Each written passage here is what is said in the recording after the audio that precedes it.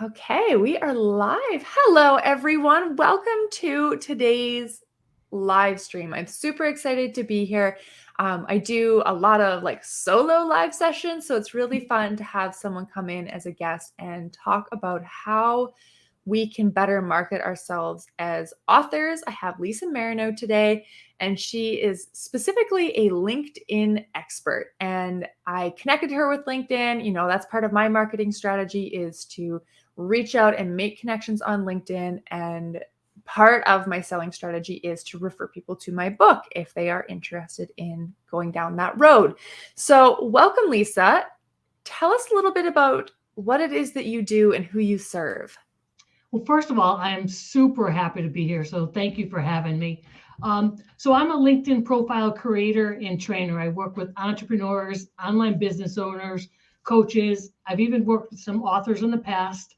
And I help them create a optimized profile and a strategy that attracts their ideal person or people. I want them to learn how to use it effectively, know the features of LinkedIn, and really know what LinkedIn has to offer. Yeah, and I love that you talk about your ideal connection kind of a thing because I talk about that a lot in my writing program as well, Mhm. is finding your ideal reader. So it is very similar. When we find our ideal reader, we're thinking marketing. That is what we're looking for. Who are you going to be talking to in your book and when you market? So it's very similar. So I recently went through LinkedIn and updated all my stuff when I changed my company name and all of that. And so, what kind of advice do you have for authors? Like, what is something that is like a no brainer for authors to have in their LinkedIn profiles? I think, for authors and really for everyone in general, is to make sure that you have all the features turned on that will really truly help you become visible on LinkedIn. So for an author, it would be, to make sure you have your creator mode turned on. It sounds so simple, but so many people don't even know what the creator mode does. It really opens up your visibility. And it also, LinkedIn also will give you features that are not available to people that don't have the creator mode turned on. So that would be one thing that that authors specifically, especially because you're talking about certain subjects to begin with. I mean, you say you have a book on marketing. So you want to, create a profile that speaks to marketing, and the creator aspect will help you do that. So it's important to have that feature turned on to really showcase what you do. Hmm. And I think so for a lot of people that I serve, they are coaches with a book to promote their business. And so, um, like in LinkedIn, there's, your kind of one-liner bio that you have. It shows your name and then it shows your one-liner of like what you do and who you serve, kind of a thing. How would, let's say, a coach balance between what they do and who they serve, but hey, I also have a book? Yeah, so you talk about the headline, and it's really interesting. You can really get a lot across in that headline. I don't want you to think of it as like a one-liner. It really should speak to who you're speaking to. So, it's great. You can put author, coach, maybe you're a coach for a specific audience. You can mention your book. It's really important, though, to have that headline tailored to who you're speaking to. So you'll be surprised on what you can fit into that headline. It's not just author and coach. It should be much more than that. It really should speak to who you want to speak to. A full sentence or two, kind of a thing. Two, three, it's important, to have what you do. You can break it up with, I call it the stop line, the vertical line, and have something else. There's a lot of character space available in there. And I tell my clients all the time to use every single one of those. Don't just, coach an author or, health coach and book author. It really should say so much more than that. Take advantage of every character in the headline. Okay. And do you have any advice for like power words or connection words or anything like that? Yeah, those are going to be. that would be more specific to who you are and what you do. So that's kind of, that really depends on like I said, your what profession you're in and what you do. But for an author, it would definitely be, author. It would be the content that you write. Definitely include, your book in the headline. And it's gonna you're gonna have more specific words tailored to what you do than, say a life coach is gonna have. So it's Mhm. really industry specific. Yeah, that's a good point. And I think it's a good thing to touch on too, because LinkedIn is the professional social media world, whereas Facebook is the personal world. So it does dabble in professional a little bit, but LinkedIn doesn't dabble in personal really at all. There is a very thin line, or a very thick line, I should say, Mhm. of like what you use LinkedIn for.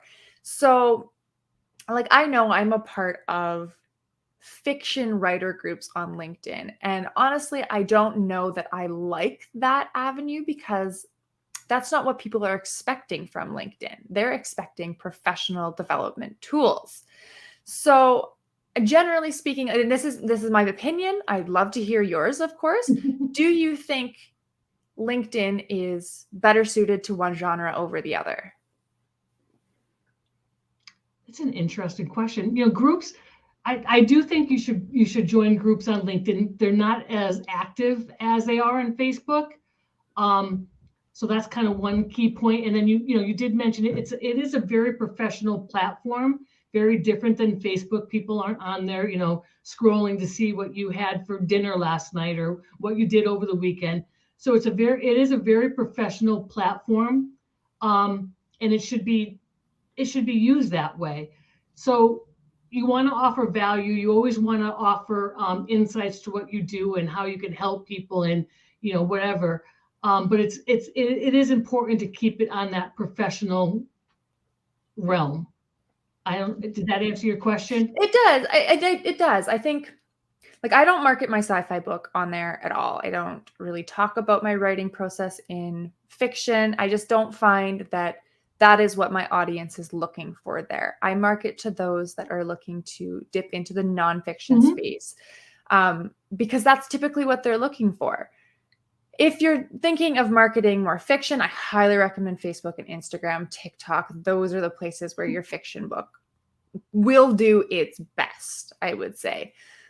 Okay, Lisa, any last tips for how authors can leverage LinkedIn for their books? Yeah, there's so many things. I would just really make sure that you have your profile updated, optimized, you have everything complete. There is one thing that you could definitely take advantage of, and this is for authors as well as other people, but I think for an author, you could really speak directly to your audience if you did this one thing, and this is going to be my little tip for the day. If you go on to the Facebook, the LinkedIn app on your phone, you can go to your profile picture and actually record a quick little video about yourself. You can only do it on your phone. It's super simple to do. You'd be surprised what you can get out in that short amount of time. But it would really allow you to speak to your audience directly. They'll get to see you actually speaking and talking and see that you're a real person. And that would be one good thing that I think authors should really take advantage of.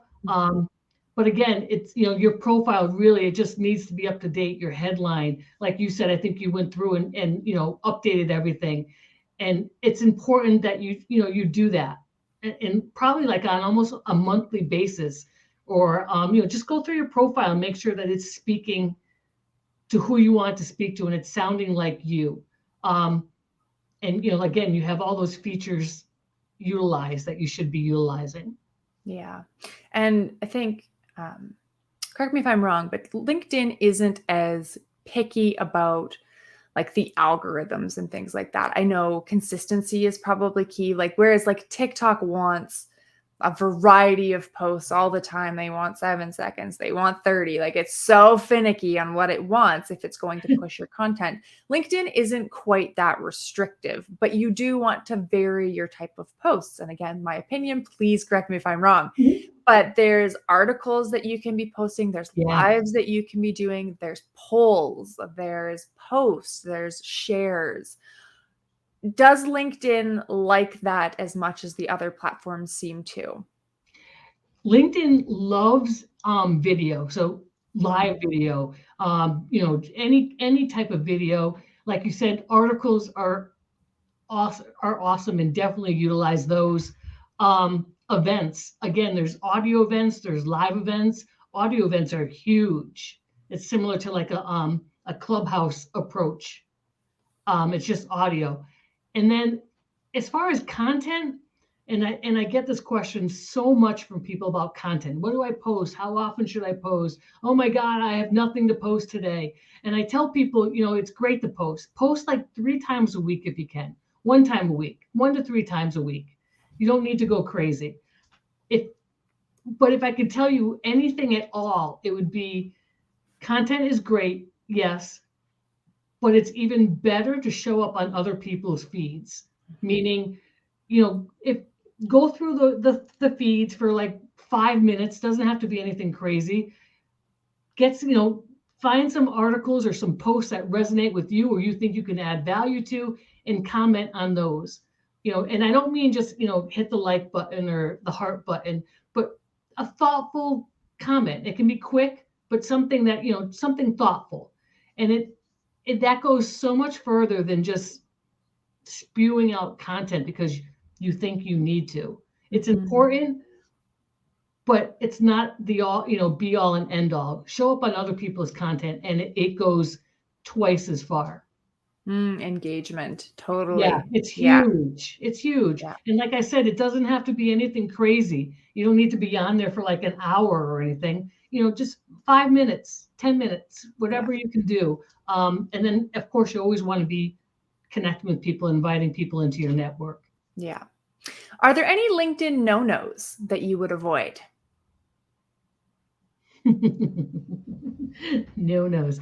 Yeah, I would, I tell people it's you need to build those connections, quality over quantity, build those connections.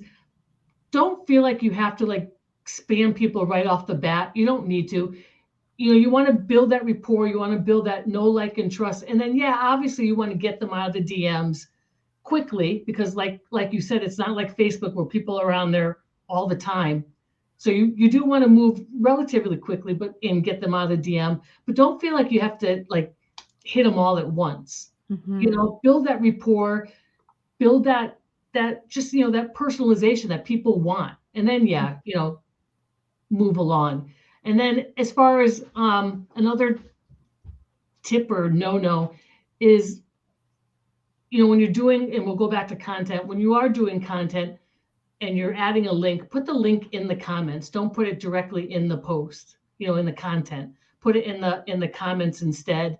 And I guess, another no or something that you really shouldn't be doing is connecting with every Jim and Joe down the street. Be very choosy with your connections. You don't need to connect with everybody. Don't feel like you have to. When you're building that network and those connections, connect with people that you can add value to, that maybe, you can be a referral partner to or a collaborator with, someone that maybe, yes, could be a potential client or marketing client, but really be choosy and picky with who you're connecting with and who you're accepting those connections. That's very important to really protect your connections.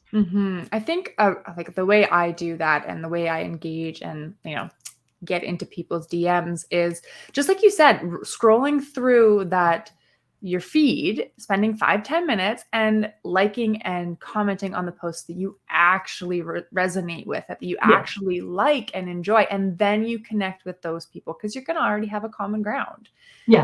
So that's a really good way to do it. And I wanted to say that As authors, one of the biggest success I've had in promoting my book is when I connect with other people that have a similar audience to me Yes. and ask Yes. them to promote my book. Yes. It's huge, huge, right? Yes. Yep. I tell people that all the time. Almost to borrow their audience. I mean, it's really, it's amazing what can happen with that. So yeah, Mhm. I definitely agree with that. And, and I also think, and this is it's kind of similar, but think of people that you can collaborate with. So maybe, yeah, it's someone else that, maybe wrote a similar book to you, but maybe you could get together and do like an audio event together, or you could Mhm. do, a live event or get on live like this, really. So think of other ways that you can, not cross promote, but really, build that network. Cause that's what you're doing when you're borrowing other people's, um, people, what you said, you're building that network, and that's what you need to do on LinkedIn. Yeah. It will really serve you well if you do that. Yeah. And you can make some great relationships, some great friendships. I've turned, Absolutely. joint venture affiliate programs into, year-long friendships where we Yeah. genuinely support and we get together and we chat, and it's beautiful if you do it the right way and your intentions are Yep. good.